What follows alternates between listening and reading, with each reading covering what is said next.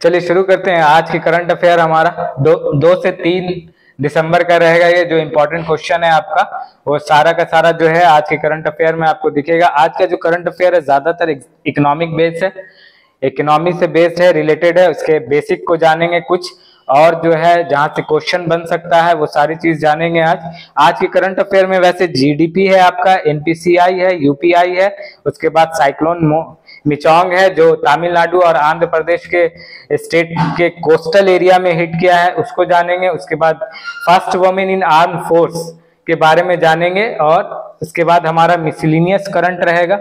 जो important current topic है जो न्यूज में है वो आज आपको देखने को मिलेगा। चलिए तो शुरुआत करते हैं अपने पहले टॉपिक से।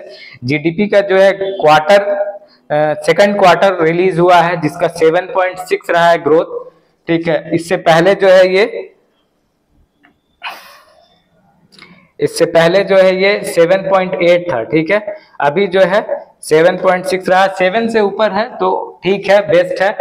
जून quarter of the current physical 2023 से 2024 7.6 है। ये डायरेक्ट आपसे ये चीज पूछा जाता है कि सेकंड या फर्स्ट या थर्ड जो भी एग्जाम से पहले आया हुआ क्वार्टर रहता है जीडीपी का, वो आपसे पूछा जाता है। तो आप ये याद रखिएगा कि अभी आपके जो आने वाला एग्जाम है उसके लिए ये डेटा इंपॉर्टेंट है जीडीपी का। जीडीपी होता क्या है, एक बेसिक सा डिफिनेशन जान लीजिए आप कि साल की जो पूरी इकोनॉमिक एक्टिविटी होती है वो अगर उसको आप मनी वैल्यू में चेंज कीजिएगा तो वही एक नेशन की क्या हो जाती है, जीडीपी होती है। Total value of your economic activity in a nation converted to money value, that is called GDP. ठीक है, जीडीपी को बहुत तरह से डिफाइन किया जा सकता है, लेकिन सिंपल सी बात यह है कि जो भी आपके नेशन में प्रोड्यूस होता है एक साल में, अगर उसको आप मनी वैल्यू में चेंज कीजिएगा तो वही जीडीपी है। अभी आपके लिए यही समझना जरूरी है। बस जीडीपी के अगर डिफिनेशन से कुछ क्वेश्चन बनेगा तो बस इतना समझ लीजिए कि जो भी चीज पूरे साल में प्रोड्यूस हो रही है उसको अगर आप मनी वैल्यू में कन्वर्ट कर दीजिएगा तो वही आपके राष्ट्र की जीडीपी हो जाएगी। ठीक है, आगे देखते हैं और क्या है इसमें इंपॉर्टेंट। दूसरी बात यह है कि tax collection, goods and service tax, जिसको जीएसटी बोलते हैं। ठीक है, जीएसटी जो है 11 मंथ का सबसे हाईएस्ट देखने को मिला है अगस्त के महीने में। ठीक है, जीएसटी से रिलेटेड इंपॉर्टेंट बात जानिए कि ये इनडायरेक्ट टैक्स है। ठीक है, सेल्स टैक्स भी अदर एग्जाम्पल है और सर्विस टैक्स भी जो है अदर एग्जाम्पल है डायरेक्ट इनडायरेक्ट टैक्स का। ये चीजें जानिएगा, कभी डायरेक्ट और इनडायरेक्ट टैक्स से डायरेक्ट क्वेश्चन बनता है कि इनमें से कौन जो है डायरेक्ट टैक्स का हिस्सा है। तो आपका जो कॉर्पोरेट टैक्स होता है वो आपका डायरेक्ट टैक्स है, और उसके बाद आपका जो आपका कैपिटल टैक्स होता है, कैपिटल गेन टैक्स एक होता है। अगर इस तरह का टैक्स आप दे रहे हैं तो वो भी जो है डायरेक्ट टैक्स है, और उसके बाद गिफ्ट टैक्स वगैरह सब जो है आपका डायरेक्ट टैक्स है। इस कॉमन सी चीजों को जान के रखिएगा। सेल्स टैक्स, सर्विस टैक्स और जीएसटी ये सब जो है आपका इनडायरेक्ट टैक्स है। टैक्स की चीजों को जान के रखिएगा। सिर्फ आपके लिए एग्जाम पर्सपेक्टिव से इंपॉर्टेंट ये है कि डायरेक्ट और इनडायरेक्ट टैक्स इनमें से कौन है। इस तरह का क्वेश्चन आता है तो आप सिंपली सी बात ये जान के रखिएगा। ठीक है, नेक्स्ट देखते हैं 10 billion UPI transaction. 10 billion UPI transaction we are perform for the first time in a month. एक महीने में 10 बिलियन यूपीआई के थ्रू ट्रांसफर हुआ है। ये भी एक इंपॉर्टेंट खबर है, इसको ध्यान में रखिएगा। ये वैल्यू देखकर आपसे पूछा जा सकता है, या मंथ के बारे में पूछा जा सकता है, या इस तरह से क्वेश्चन बन सकता है कि एक मंथ में सबसे हाईएस्ट यूपीआई ट्रांजेक्शन कितना हुआ है इंडिया में। इस तरह का क्वेश्चन बनेगा तो ये डेटा आपको याद रखना जरूरी है, 10 बिलियन। अब यूपीआई का थोड़ा सा कंसेप्ट समझेंगे। यूपीआई क्या है तो एग्जाम प्रोस्पेक्टिव से ये इंपॉर्टेंट है। यूनिफाइड पेमेंट इंटरफेस, जिसको आप यूपीआई बोलते हैं शॉर्ट में, और जो जैसे कि आप फोन पे से पैसा ट्रांसफर कर रहे हैं या पेटीएम के थ्रू पैसा ट्रांसफर कर रहे हैं, वो सब जो है यूपीआई बेस्ड ट्रांसफर होता है। एक अम्ब्रेले के नीचे यूपीआई एक ऐसा अम्ब्रेला है जो अपने अंदर सारे पेमेंट्स मूड को जो है कवर करता है। जैसे कि आपका गूगल पे हो गया, यूपीआई ये फोन पे हो गया, पेटीएम हो गया, भीम ऐप हो गया, ये सारा का सारा जो है अंडर यूपीआई के काम करता है, यूनिफाइड पेमेंट इंटरफेस। ठीक है, ये क्या है, कब बना था ये, इसको जो है NPCI national payment corporation of India के थ्रू इंट्रोड्यूस किया गया था साल 2007 से ये काम कर रहा है इस चीज पे। इसको एनपीसीआई को देखिए यूपीआई इसके अंडर काम करता है एनपीसीआई के, और एनपीसीआई आरबीआई प्लस आईबीए ने मिलकर बनाया है इसको एनपीसीआई को, और इसने ये डेवलप किया है यूपीआई। तो आपको ये सारी चीज जानना जरूरी है, ठीक है। आपसे यूपीआई का पूरा नाम भी कभी कभी पूछता है, तो याद रखिए यूनिफाइड पेमेंट इंटरफेस। एनपीसीआई अगर पूछ दिया तो national payment corporation of India. RBI तो आप जान ही रहे हैं, और आईबीए है एक वॉलेंट्री एसोसिएशन है जो बैंकिंग के लिए काम करती है। साल 1946 से ये काम कर रही है बैंकिंग के लिए, बैंकिंग को इम्प्रूव करने के लिए इंडिया में काम कर रही है। 1946 से 1946 से ये काम कर रही है बैंकिंग को इम्प्रूव करने के लिए। आरबीआई के बारे में जान ले थोड़ा। आरबीआई से बहुत सारे क्वेश्चन बनते हैं, वन लीनियर क्वेश्चन, 1 नंबर का क्वेश्चन जो है आरबीआई से बनता है। तो आरबीआई के बारे में जानते हैं। एनपीसीआई जो है आपका, ये 2 से मिलकर बना है, आरबीआई और आईबीए, ठीक है। आरबीआई जो है आपका 1934 एक्ट के थ्रू बना था। 1935 से ये काम करना शुरू कर दिया। इसका पहले हेडक्वार्टर जो था आपका कोलकाता में था, ठीक है। इसके बाद ये 1937 में जो है कोलकाता से शिफ्ट हुआ कहाँ, मुंबई, ठीक है। उसके बाद आरबीआई आपका 1 जनवरी 1949 में इसका नेशनलाइजेशन हो गया, ठीक है। आरबीआई ही जो है सब कुछ के लिए रिस्पॉन्सिबल है इंडिया में। आपके मॉनेटरी कमिटी है इसकी एक, जो सब चीज के लिए रिस्पॉन्सिबल होती है। आपके इन्फ्लेशन को कंट्रोल करने में, मॉनेटरी पॉलिसी तैयार करने में, सब में जो है बड़ा रोल होता है आरबीआई का। RBI finance ministry of Indian government के अंदर काम करती है, याद रखिएगा। इसके गवर्नर सहित जो है, गवर्नर के साथ ये जो है 21 लोगों की मेंबर कमेटी होती है जो मिलकर काम करती है। गवर्नर इंक्लूड है, गवर्नर अभी कौन है आरबीआई के, शशिकांत दास, ठीक है। इनके अलावा इनकी टीम में 21 लोगों की टीम होती है। इनके टीम में 21 लोग और होते हैं जो इनको सपोर्ट करते हैं काम में, ठीक है। तब जाके जो है आरबीआई पूरी तरह से परफॉर्म करती है। आरबीआई के डेट्स वगैरह याद रखेंगे कब बनी, और आरबीआई ने ही एनपीसीआई को इंट्रोड्यूस किया था। और एनपीसीआई अपने अंदर जो है बहुत कुछ समेटे हुए है। यूपीआई जो है मात्र एक के इसका विंग है, इसके अंदर जितनी सारी चीजें हैं आप देखिए। अब एनपीसीआई जो है इसका याद रखिए कि साल 2007 में ये काम करना शुरू की थी। Banking, payment, settlement and infrastructure in India, payment settlement के लिए काम करना शुरू की थी आपके एनपीसीआई। अब एनपीसीआई के अंदर देखिए कितनी सारी चीजें हैं। देखिए, national payment corporation of India, an umbrella organisation for operating retail payments, सारे के सारे रिटेल पेमेंट जो है एनपीसीआई के थ्रू कंट्रोल होता है। देखिए ये सारा जो है UPI, unified payment interface, IMPS, immediate payment service, ये जो है सब जो है एनपीसीआई के अंडर काम करता है। आपका नैक, ये जो है NACH, national automated clearing house, ये पूरा का पूरा सिस्टम, इलेक्ट्रॉनिक सिस्टम तैयार करके देता है बैंकिंग को, ठीक है, परफॉर्म करने के लिए, ऑनलाइन ट्रांजैक्शन के लिए। ये जो है एईपीएस, आधार इनबिल्ट पेमेंट ब्रिज सर्विस, आधार इनबिल्ट पेमेंट सर्विस जो है ये आपके डायरेक्ट बैंक ट्रांसफर, जितने भी सेक्टर स्कीम होता है या सेंट्रल स्पॉन्सर स्कीम होता है, उसमें जो आपका पैसा ट्रांसफर होता है डायरेक्ट आपके बैंक में, बैंक अकाउंट में, तो वो इसी के थ्रू होता है, ठीक है। आईएमपीएस, इमीडिएट पेमेंट सर्विस के थ्रू जो है इंडिया रिटेल पेमेंट में, रियल टाइम पेमेंट में जो है आपको लीडिंग कंट्री बन गया है। उसके बाद रुपे कार्ड के थ्रू जो है इंडिया क्रेडिट और डेबिट कार्ड के थ्रू जो है इलेक्ट्रॉनिक ट्रांसफर करता है। और उसके बाद आपको क्रेडिट कार्ड के थ्रू भी जो है इलेक्ट्रॉनिक ट्रांसफर जो होता है, ये सब का सब जो है आपका एनपीसीआई बेस्ड सिस्टम है। सबकी ऑर्गेनाइज बॉडी कौन है, एनपीसीआई है, national payment corporation of India, जो कि 2007 से काम कर रही है।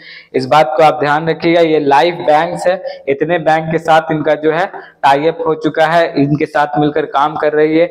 एनएफएस जो है आपका national finance switch, national finance switch जो है ये एटीएम को, भारत में जितने सारे एटीएम है उनको जो है नेटवर्क प्रोवाइड करती है, ठीक है। एटीएम ऑटोमेटिक टेलर मशीन से जो पैसे वगैरह निकलते हैं उसके लिए नेटवर्क जो है यही एनएफएस प्रोवाइड करता है।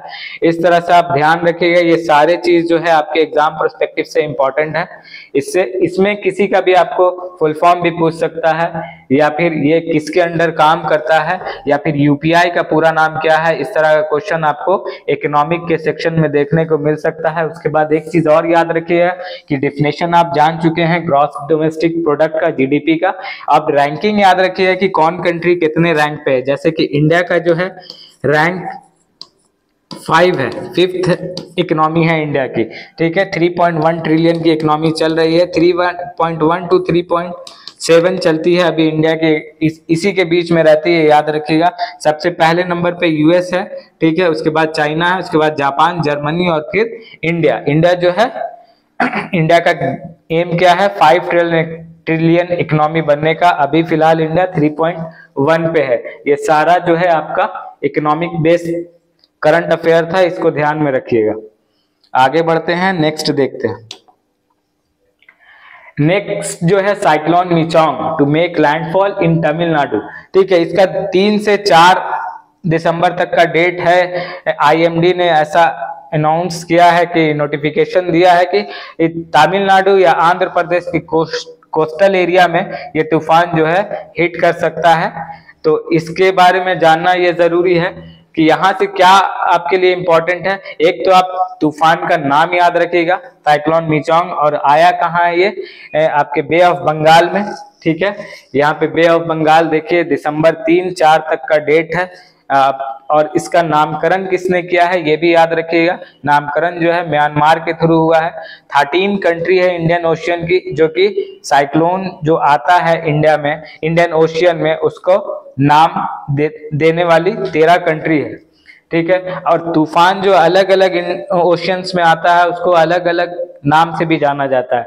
जैसे कि आपको पैसिफिक ओशियन में इसको टाइफून बोला जाएगा, और हुरिकेन आपको कहाँ बोला जाएगा, अटलांटिक ओशियन में आपको हुरिकेन बोला जाता है, इसको याद रखिएगा। जैसे आपके इंडियन ओशियन में अभी आया हुआ है तो ये क्या है, साइक्लोन कहला रहा है आपके, ठीक है। अब यही आपके अगर पैसिफिक नॉर्थ साउथ पैसिफिक में आता है तो इसको आप साइक्लोन बोलते हैं, और इंडियन ओशियन में भी साइक्लोन ही कहलाता है ये, और अटलांटिक ओशियन में ये हुरिकेन कहलाता है। इस तरह से नाम में भी चेंजेस होता है, आपको याद रखिएगा। अब साइक्लोन है क्या और कैसे बनता है, ये जो आपको फिगर से समझाया जा रहा है। अर्थ सर्फ ये सी का जो सरफेस है यहाँ पे लो प्रेशर बनता है। याद रखिएगा कि लो प्रेशर पे जो है साइक्लोन क्रिएट होता है, और साइक्लोन क्रिएट होने के लिए टेम्परेचर यहाँ पे का 27 डिग्री सेल्सियस से एबव होना चाहिए, ठीक है। और इसके बाद विंड की स्पीड, इसकी स्पीड अगर आपको 120 किलोमीटर पर आवर से ज्यादा है तब साइक्लोन का नाम दे दिया जाता है कि वो साइक्लोन है। अब cyclone is a large scale system of air that rotates around the centre of a low pressure. ये टर्म इंपॉर्टेंट है, लो प्रेशर वाला, क्योंकि यहाँ पे पूछता है कि लो प्रेशर में बनता है या हाई प्रेशर में। तो साइक्लोन जो है आपका लो प्रेशर में क्रिएट होता है, ठीक है। साइक्लोन मिचोंग, ठीक है। साइक्लोन मिचोंग जो है आपका तमिलनाडु और आंध्र प्रदेश के कोस्टल रीजन में हिट करने का ऐसी संभावना बनी हुई है।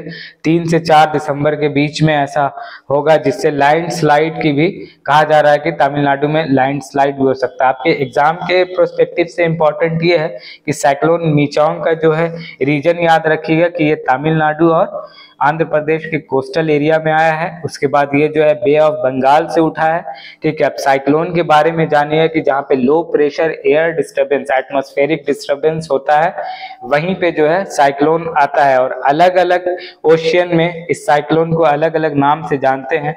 अगर ये साइक्लोन ऑस्ट्रेलिया के साइड पर आता है तो उसे विली विली कहते हैं, जबकि ये पैसिफिक ओशियन में जो है हुरिकेन कहलाता है। यहाँ पे आपको दिखाया भी जा रहा है कि पैसिफिक ओशियन में ये हुरिकेन कहलाता है, वही यहाँ पे जो है ये जो है यहाँ पे विली विली कहलाता है। याद रखिएगा, अलग अलग जगह पे अलग अलग नाम से जानते हैं इसको। अटलांटिक ओशियन में जो है ये अटलांटिक ओशियन ये वाला जो एरिया है, यहाँ पे इसको जो है हम किस नाम से जानते हैं, टोर्नाडो के नाम से जानते हैं, ठीक है। टोर्नाडोज के नाम से जानते हैं। अलग अलग जगह पे नाम भी इंपॉर्टेंट है कि इसको अलग अलग नाम से जानते हैं। अब इससे रिलेटेड कुछ और फैक्ट है जिसको जानिए। इंडिया में जो है एक बॉडी है, एक डिपार्टमेंट है जो इस तरह की सूचना को वक्त से पहले बताने की कोशिश करता है और बताता भी है बहुत हद तक।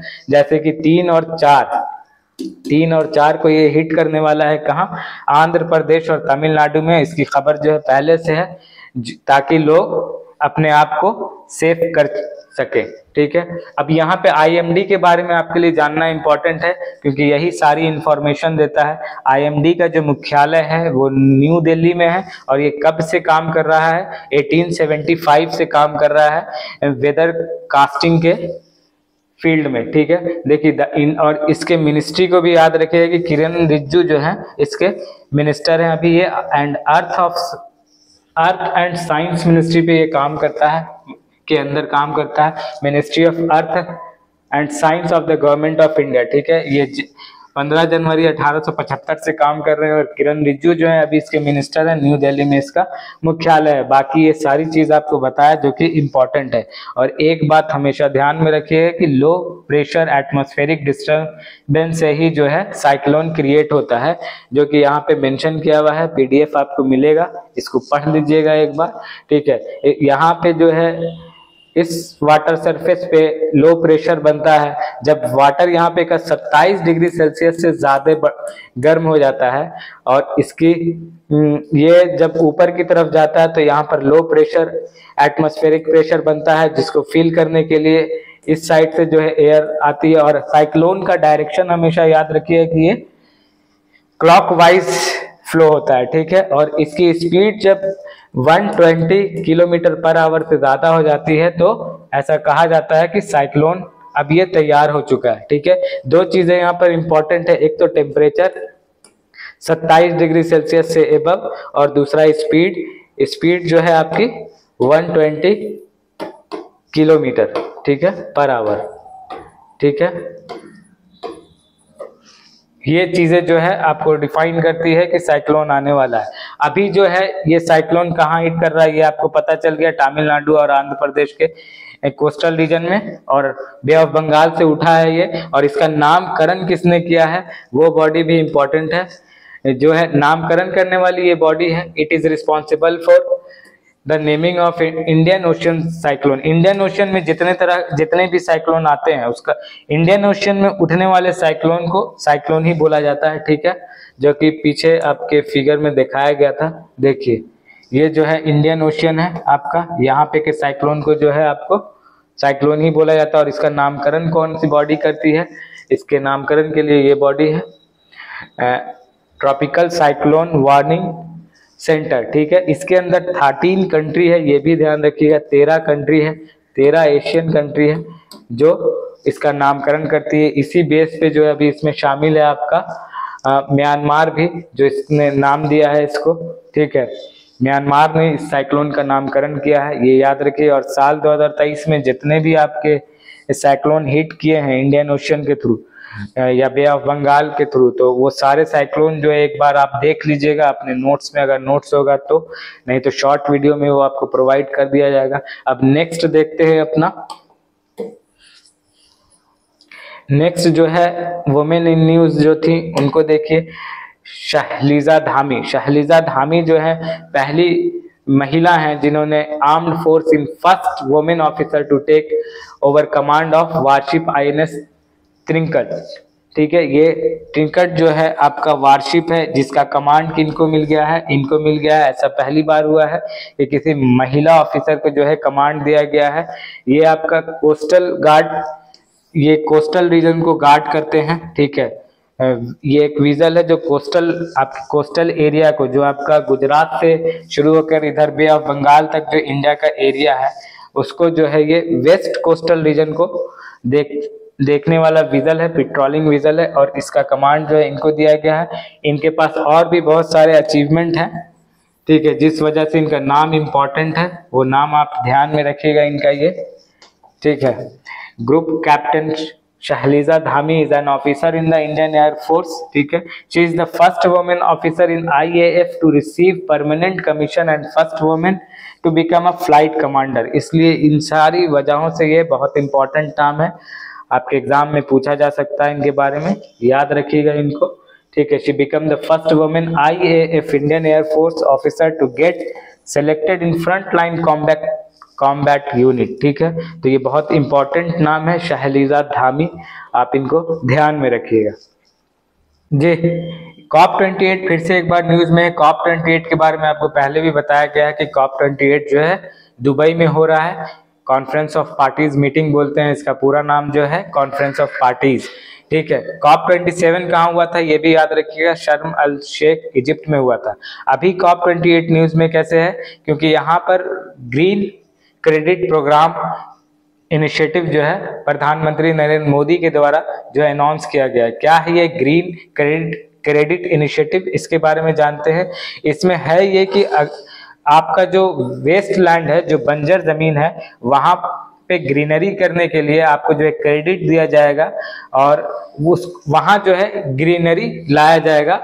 किसी भी इंडिविजुअल के थ्रू, किसी भी इंडिविजुअल को भी दिया जा सकता है क्रेडिट और ऑर्गेनाइजेशन को भी दिया जा सकता है। और ये ऐसा मानना है कि ये जो है कार्बन क्रेडिट से ज्यादा बेहतर इनिशिएटिव है। कार्बन क्रेडिट क्या है, कार्बन क्रेडिट में ये होता है कि कंपनी को जो है कार्बन क्रेडिट कार्ड दिया जाता है। इसका मतलब ये कि अगर एक कार्बन क्रेडिट कार्ड कोई कंपनी खरीदती है तो वो साल में 1 टन कार्बन इमिट कर सकती है, ठीक है। 1 टन कार्बन इमिट कर सकती है, जी हाँ। कार्बन क्रेडिट कार्ड का मतलब यही है कि अगर कोई कंपनी 10 कार्बन क्रेडिट कार्ड लेती है तो वो 10 टन जो है कार्बन इमिट कर सकती है इन्वायरमेंट में। ऐसा कहा जा रहा है कि अगर वो 2 ही टन इमिट करती है और 8 टन का कैपेसिटी यानी कि कार्बन क्रेडिट कार्ड उसके बाद बचा हुआ रह जाता है, तो वो इसको दूसरी कंपनी को बेच सकती है और बेहतर मुनाफा कमा सकती है कार्बन क्रेडिट कार्ड बेचकर, ठीक है। तो ऐसा माना जा रहा है कि इससे जो है कंपनी कम से कम कार्बन इमिट करेगी। क्यों? क्योंकि उसका कार्बन क्रेडिट कार्ड साल वाला सेफ हो जाए और वो किसी दूसरी कंपनी को बेचकर उससे प्रॉफिट कमा सके। लेकिन इसी की जगह पर आपके PM नरेंद्र मोदी ने दुबई में ये अनाउंस किया है, किसका कंसेप्ट, ग्रीन क्रेडिट इनिशिएटिव का, कि ऐसी जमीन के लिए हम पैसे देंगे, क्रेडिट देंगे जो बंजर है, वहां पर आप जो है ग्रीनरी कीजिए, जो कि ये कार्बन क्रेडिट कार्ड से ज्यादा बेहतर विकल्प माना जा रहा है इसको, कि ये सरपास कर देगा आपको नेचर ऑफ कार्बन क्रेडिट को, ठीक है। तो ये दोनों इनिशिएटिव जो है इन्वायरमेंट प्रोस्पेक्टिव से है, इन्वायरमेंट को बेहतर बनाने के प्रोस्पेक्टिव से है। ये बात आप ध्यान में रखिएगा कि अगर कार्बन क्रेडिट कार्ड के बारे में पूछे तो वो भी क्लाइमेट चेंज को कंट्रोल करने के लिए है, और ग्रीन क्रेडिट प्रोग्राम भी जो है आपको क्लाइमेट चेंज को रोकने के लिए। ये सब कुछ हो रहा है जो आपकी ग्लोबल टेम्परेचर 1.5 डिग्री सेल्सियस जा रहा है, इसको कम करने के लिए हो रहा है, ठीक है। तो ये कहाँ हुआ, कहाँ इसको अनाउंस किया है, दुबई में किया है COP28 में नरेंद्र मोदी जी ने। इस चीज को आप ध्यान में रखिएगा, याद रखिएगा, ठीक है। आपके एग्जाम प्रोस्पेक्टिव से ये दोनों इंपॉर्टेंट है, कार्बन क्रेडिट भी और ग्रीन क्रेडिट इनिशिएटिव भी। आगे नेक्स्ट देखते हैं। देखिए, an encourage step towards sustainable living, यानी डेवलप होना है लेकिन सस्टेनेबल लिविंग के साथ, ठीक है। नेक्स्ट है आपका on 1 December 2023 the 59th rising day of the border security force BSF ने अपना राइजिंग डे मनाया है। कहाँ मनाया है ये बहुत इंपॉर्टेंट है, झारखंड के हजारीबाग में मनाया है, याद रखिएगा, ठीक है। और केवा है मनाया, ये 59th है, ये भी इंपॉर्टेंट है, ये ध्यान में रखिएगा। BSF जो है बॉर्डर सिक्योरिटी फोर्स है, जो पाकिस्तान और बांग्लादेश के बॉर्डर पर नजर रखती है कंटिन्यू, ठीक है। ये भी याद रखिएगा कि गर्म और सर्द हवा जो चलता है आपको प्रोग्राम, ये इन्हीं के थ्रू चलता है, BSF के थ्रू, ठीक है। इस तरह का क्वेश्चन भी देखा गया है कि गर्म और सर्द जो ये प्रोग्राम चलता है किस बॉडी के थ्रू चलता है, तो BSF के थ्रू चलता है। और ये सब जो है होम मिनिस्ट्री के अंडर कंट्रोल होता है, ठीक है। आप राइजिंग डे याद रखिएगा बीएसएफ का, अभी न्यूज में है, और बीएसएफ की स्थापना दिवस भी याद रखिएगा, और इसका जो हेडक्वार्टर भी याद रखिएगा कि न्यू दिल्ली में है, 1965 में ये एस्टैब्लिश हुआ था।